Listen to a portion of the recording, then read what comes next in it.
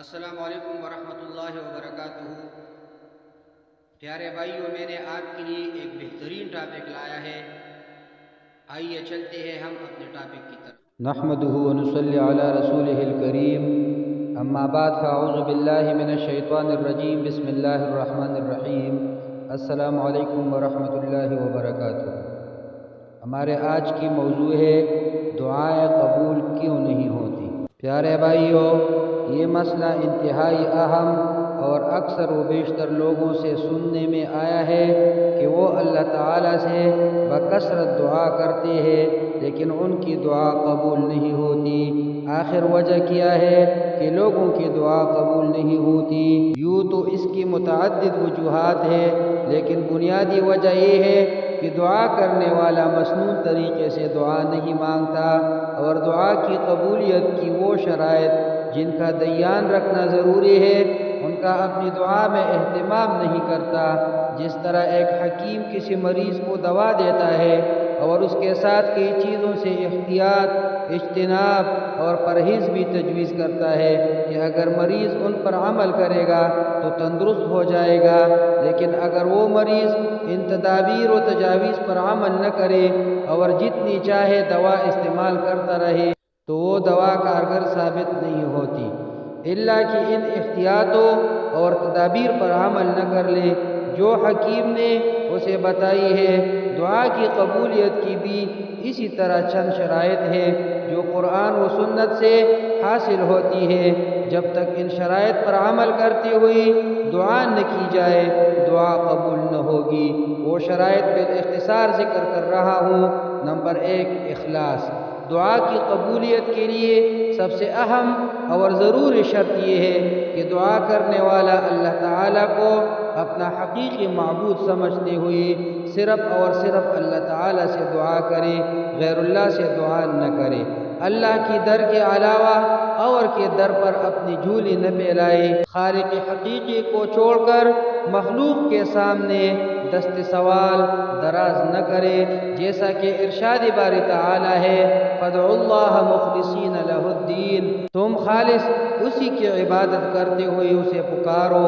حافظ ابن حجر عسقلانی رحمہ اللہ فرماتے ہیں کہ اس آیت سے ثابت ہوا کہ اخلاص قبولیت دعا کی لازمی شرط ہے۔ نمبر 2، حرام سے اجتناب۔ کسی شخص کا کوئی نیک عمل اس وقت تک قابل قبول نہیں جب تک کہ وہ حرام کاری اور حرام خوری سے مکمل اجتناب نہ کرے، لیکن اگر وہ حرام کا کھائے، حرام کا پیے، حرام کا پہنے تو اس شخص کی نیک اعمال ہرگز شرف قبولیت حاصل نہیں کر سکتے، اور چونکہ دعا بھی ایک نیک عمل ہے اس لیے یہ بھی اسی صورت میں قبول ہوگی جب دعا کرنے والا ہر حرام کام سے اجتناب کرے۔ بصورت دیگر اس کی دعا ہرگز قبول کے لائق نہیں، جیسا کہ حضرت ابو ہریرہ رضی اللہ تعالی عنہ سے مروی ہے کہ نبی اکرم صلی اللہ علیہ وسلم نے فرمایا، ایک آدمی لمبا سفر طے کرتا ہے، اس کی حالت یہ ہے کہ اس کے بال بکھرے ہوئے ہیں، چہرہ خاک آلود ہے، اور وہ بیت اللہ پہنچ کر ہاتھ پھیلا کر کہتا ہے، یا ربی یا ربی، حالانکہ اس کا کھانا حرام کا ہے، اس کا پینا حرام کا ہے، اس کا لباس حرام کا ہے، اور حرام سے اس کی پرورش ہوئی، تو پھر اللہ تعالیٰ اس کی دعا کو کیسے قبول کرے؟ نمبر 3، توبہ۔ اگر دعا کرنے والا دعا کرے اور ساتھ گناہ والے کام بھی کرتا رہے یا ان سے توبہ نہ کرے تو ایسے شخص کی دعا بارگاہ الہی میں شرف قبولیت حاصل نہیں کر سکتی۔ اس لیے دعا کرنے والے کو چاہیے کہ وہ اللہ تعالیٰ سے اپنے گناہوں کی معافی مانگے، توبہ اور استغفار کرے، جیسا کہ حضرت ہود علیہ السلام نے اپنے قوم سے کہا، وَيَا قَوْمِ اسْتَغْفِرُوا رَبَّكُمْ ثُمَّ تُوبُوا إِلَيْهِ يُرْسِلِ السَّمَاءَ عَلَيْكُمْ مِدْرَارًا وَيَزِدْكُمْ قُوَّةً إِلَىٰ قُوَّتِكُمْ وَلَا تَتَوَلَّوْا مُجْرِمِينَ۔ اے میرے قوم کے لوگوں، تم اپنے پالنے والے سے اپنی تقصیروں کی معافی طلب کرو اور اس کی جناب میں توبہ کرو تاکہ وہ برسنے والے بادل تم پر بھیج دے اور تمہاری طاقت پر اور طاقت بڑھا دے اور تم گناہگار ہو کر روگردانی نہ کرو۔ نمبر 4، عاجزی و انکساری۔ دعا میں عاجزی و انکساری اختیار کرنے کا حکم قرآن مجید میں اس طرح دیا گیا ہے کہ ادعوا ربکم تضرعا و خفیہ، تم لوگ اپنے پروردگار سے دعا کیا کرو گڑگڑا کر اور چھپ کے بھی۔ اس آیت سے ثابت ہوا کہ دعا کرتے وقت اللہ تعالیٰ کے حضور خوب عاجزی کا اظہار کرنا چاہیے۔